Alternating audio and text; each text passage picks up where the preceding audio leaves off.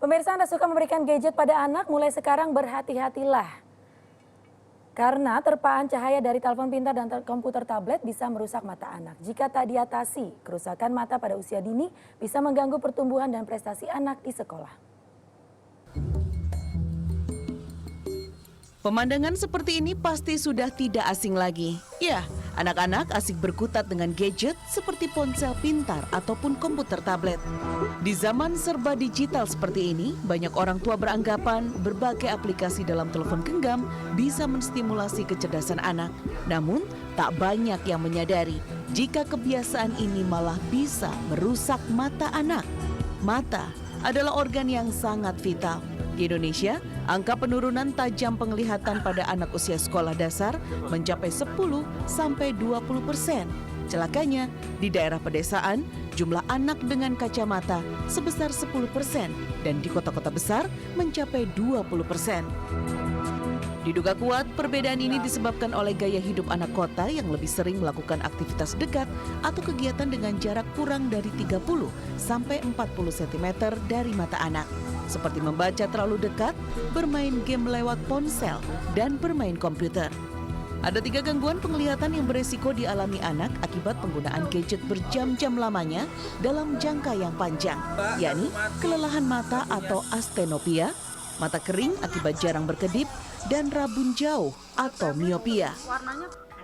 Sinar biru yang dipancarkan oleh layar elektronik gadget akan mempengaruhi retina anak yang sensitif pada jangka panjang.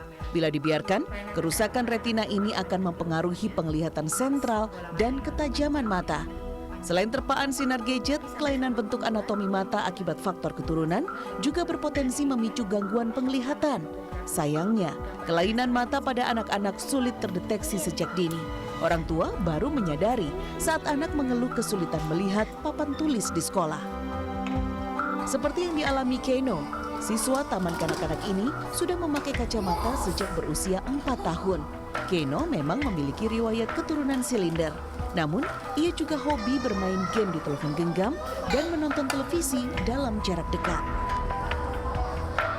Awalnya saya tuh dapat laporan dari ibu guru di kelas. Katanya anak saya tuh suka maju ke depan untuk lihat tulisan di papan tulis gitu.